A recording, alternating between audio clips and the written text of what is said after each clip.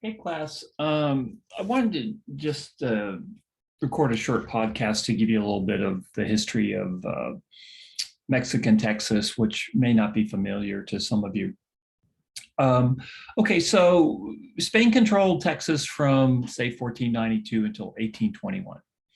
And the big issue with Spain vis-a-vis Texas was that Spain really never populated Texas. In 1821, there were probably only 4,000 people of European descent in all of Texas. Think about that. That's such a tiny number. The problem was, from the point of view of Madrid and Mexico City, is that Texas was too far away from Mexico City, and colonial Mexico, Spanish colonial Mexico, was very Mexico Center focused. And so folks didn't have there wasn't a frontier mentality like we celebrate in the US. So Texas was too far away from Mexico City. There wasn't mineral wealth in Texas, which was, if there had been mineral wealth in Texas, Spain would have settled Texas, but there wasn't mineral wealth. Also, the Indians were too tough up here, the Comanche and the Apache especially the Comanche. So the Spanish had a pretty tenuous foothold in Texas. And this is going to really come home to roost beginning in the 1820s, because there just aren't enough. Once Spanish Texas becomes Mexican Texas, there just aren't very many folks up here. And if you look at the map, I'm going to send you a map. You know, what's next door? Louisiana, and Torget have some figures about the huge population disparities between Louisiana, Mississippi, Alabama, Arkansas, U.S. territory, and Texas. You know, it's like 100 to 1. There are just so many more Americans right next door, right on the other side of the Sabine. And the U.S. has its eye on Texas because East Texas is such a great place to grow cotton. Okay, I don't want to get too much in the weeds here. So 1821, Spanish Texas becomes Mexican Texas. And then what happens, there's a fight over whether or not Anglos should be allowed to settle in Texas. And it had begun with Moses Austin during the Spanish period. He dies, and then his son, Stephen F. Austin, is allowed to bring in Anglo settlers.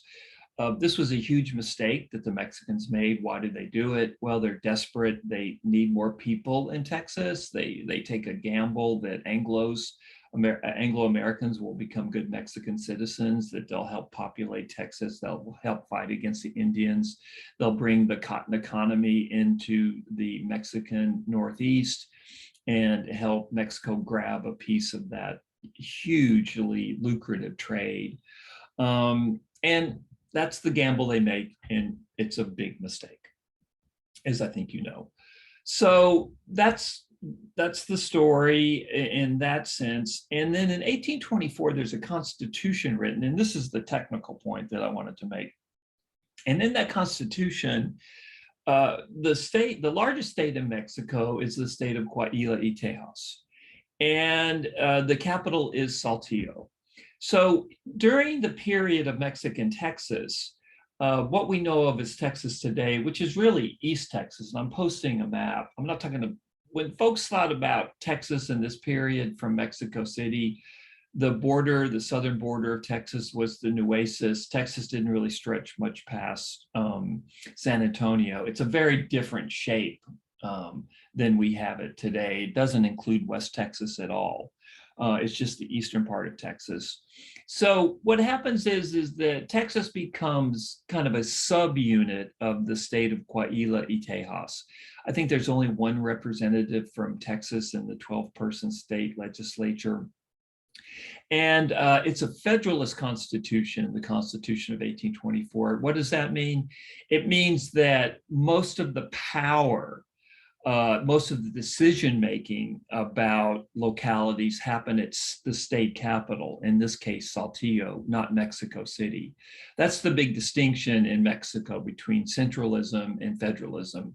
Centralism, all the powers in Mexico City, tends to be much more Catholic, just kind of classic state power. federalism in the Mexican system is that a lot of the power of the decision of day-to-day lives lies in the state capitals, in this case, Saltillo. Now, Anglos in Texas liked the Constitution of 1824 because it meant that Saltillo made decisions on slavery, and that was a good thing because the vast majority of the Mexican Congress was very anti-slavery. Whereas in Saltillo, you did have some voices that were willing to let Mexico exist in Texas. So Anglo-Texans, for the most part, are supportive of the federalism of the Constitution of 1824 because they like the fact they have more say in Saltillo, really, than they would in Mexico City. But there's something they hate about it. Saltillo is really far away from East Texas.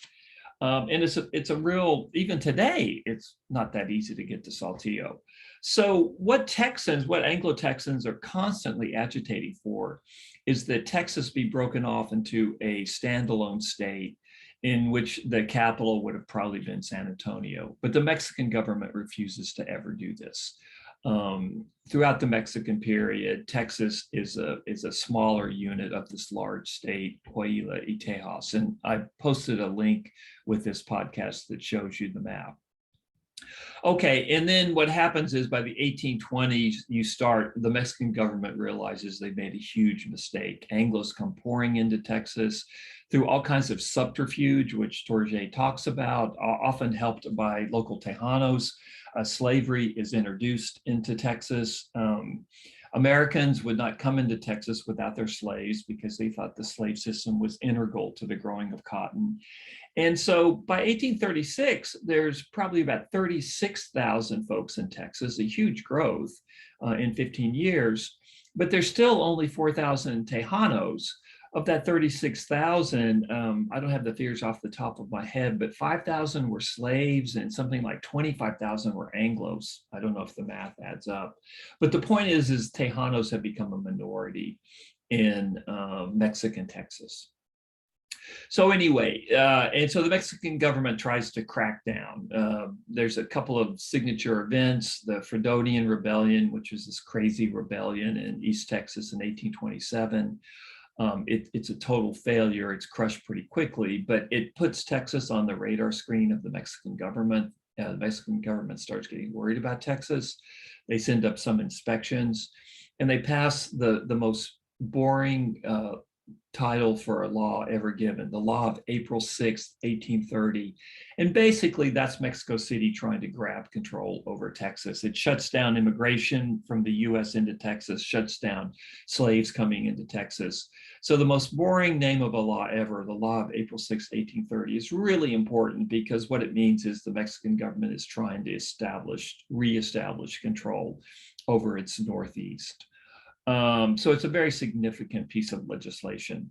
And if the law of the law of April 6, 1830 is kind of the first domino that falls that will lead to the Texas Revolution. Okay, so that's my brief discussion of Mexican Texas.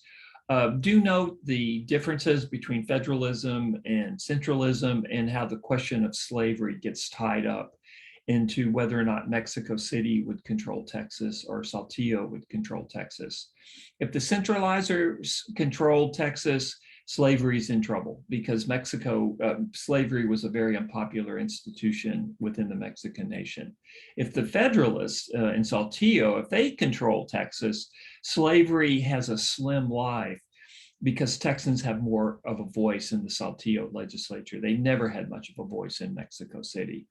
Okay, any questions, please email me.